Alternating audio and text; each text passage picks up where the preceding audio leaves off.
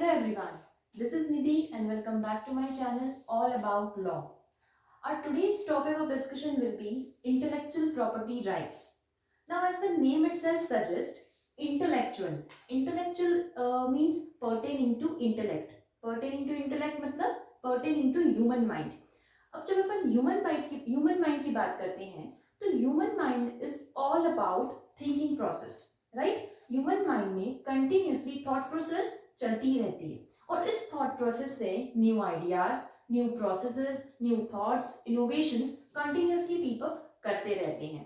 तो इन सारे new ideas को प्रोटेक्ट करने के लिए इंटेलेक्चुअल प्रॉपर्टी राइट्स पिक्चर में आया है। अब ये जो न्यू आइडियाज होते हैं, क्या ये पर्टिकुलरली पर्सन की असेट मान सकते हैं? बिल्कुल मान सकते हैं। क्या ये मेरी प्रॉपर्टी होगी? अगर मैंने कोई नया प्रोडक्ट डेवलप किया है तो क्या वो मेरा असेट हुआ?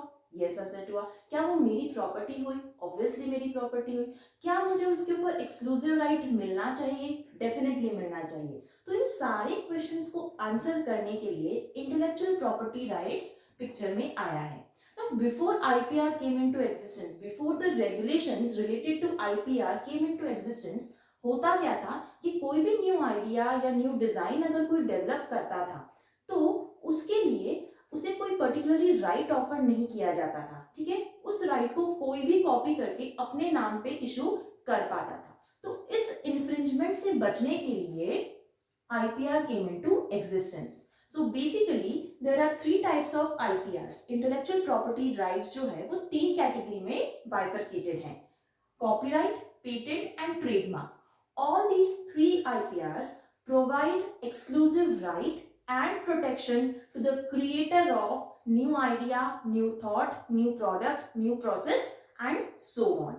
Okay, so these three IPRs provide an exclusive right and protection to the creators against all the copycats. Okay, copycats की दुनिया में कोई कमी नहीं है, ठीक है? आपका आइडिया चुराने के लिए बहुत लोग मिल जाएंगे, तो इस आइडिया को एक प्रोटेक्शन दिया जाता है, एक एक्सक्लूसिव आपको राइट दिया जाता है आईपीआर रेगुलेशंस के थ्रू। अब हम बात करेंगे तीन टाइप के आईपीआर्स के बारे में। आज का video basically it is objected at understanding the difference between the IPRs and the utility of IPR. Detailed video on each of the IPR will be coming up soon, so stay tuned. आज हम बात करने वाले only इनके बीच में differences की और हमारे IPRs की यूटिलिटी के बारे में। क्लियर हुआ? तो सबसे पहले बात करते हैं कॉपीराइट की। Copyright as the name itself suggest कि एक राइट है, ठीक है?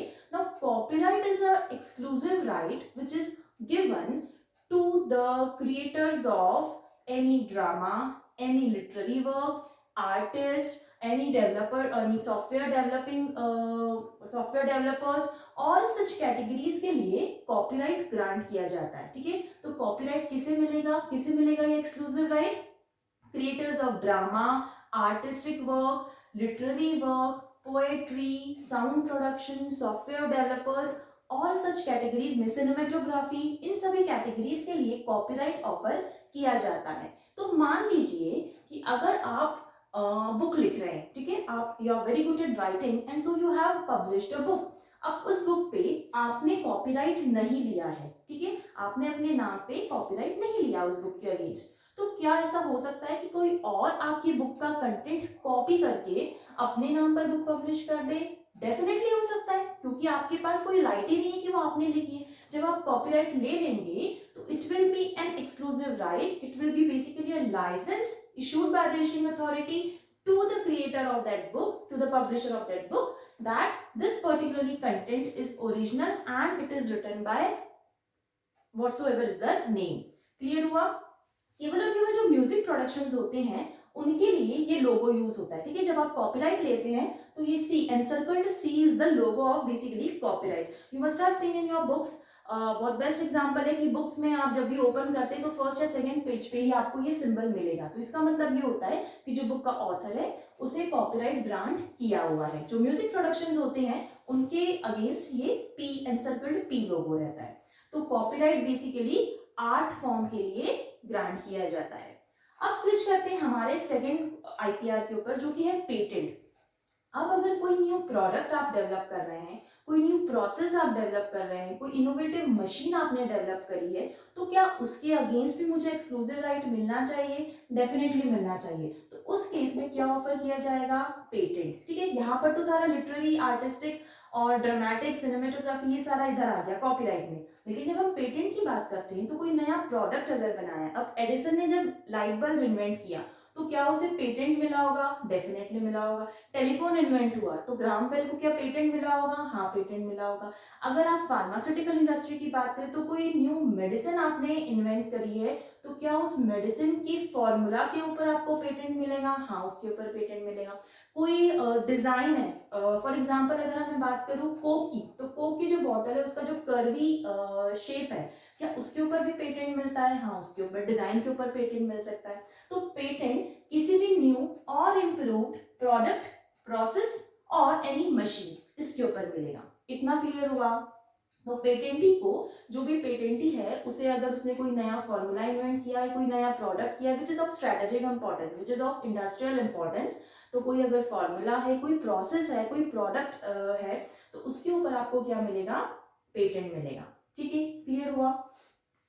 अब अगर मैं बात करूं फॉर एग्जांपल कैडबरी की, है ना, तो जो डेयरी मिल्क का टेस्ट है, क्या उस पर्टिकुलरली जो उनकी प्रोसेस है जिसके थ्रू वो डेयरी मिल्क मैन्युफैक्चर करते हैं, क्या वो सबको नोन है? नहीं नोन है। तो उनका जो फॉर्मूला है उसके अगेंस्ट उनको क्या मिला हुआ है? पेटेंट। इसलिए you can not copy such process, इसलिए वो टेस्ट और किसी चॉकलेट में आपको नहीं मिल सकता। तो this applies to all the products. ठीक है, जिनके पास भी पेटेंट है उनकी एक फिक्स प्रोसेस होगी जिसके थ्रू वो मैन्युफैक्चर करते हैं। थर्ड है हमारा trademark. Trademark, as the name again itself suggests, it is basically an identification mark. Okay, trademark basically identification mark होगा which will distinguish that particular organization, enterprise, commercial, individual, non-commercial from others. ठीक है, एक identification mark जो आपके product या आपके organisation को या आपको दूसरे ऑर्गेनाइजेशन से डिस्टिंग्विश करेगा. So trademark can be offered in terms of any logo, in terms of any slogan or in terms of any basically identification mark. अब मैंने यहाँ पे कुछ बहुत 4 एग्जांपल्स दिखे, तो इनके थ्रू आप देख सकते हैं कि जैसे टाटा, ये टाटा का लोगो है। ठीक है, क्या ये और कोई कंपनी कॉपी कर सकता है? नहीं कर सकता। Amul, the taste of India, इसके साथ एक स्लोगन अटैच है, तो इसके अगेंस्ट भी क्या मिला हुआ है? ट्रेडमार्क मिला हुआ है। ये आप देख सकते हैं एप्पल, रिबॉक, ऐसे एन नंबर ऑफ एग्जांपल्स आप ले सकते हैं जिनके अंदर पर्टिकुलरली कंपनीज अपने नेम के अगेंस्ट क्या ले लेती है? ट्रेडमार्क। और जब ट्रेडमार्क मिल जाता है तो एनसर्कल्ड आर सिंबल किया जाता है ताकि उस लोगों को, उस स्लोगन को, उस बेसिकली आइडेंटिफिकेशन मार्क को और कोई कॉपी नहीं कर सके। ठीक है, जो ब्रांड नेम है, जो ब्रांड इमेज है, उसे और कोई कॉपी नहीं कर सकता है। तो ये बेसिकली हमारी बात है ट्रेडमार्क की। So copyright, patent and trademark, these are the 3 intellectual property rights. अब इनके ऊपर डिटेल्ड जो रेगुलेशंस है, कितने टाइम के लिए ऑफर किया जाएगा, क्या प्रोसेस होगी, वो सब कुछ अपकमिंग वीडियोस में मैं बताने वाली हूँ। Till then have a nice day, stay tuned and thank you so much for watching. Bye.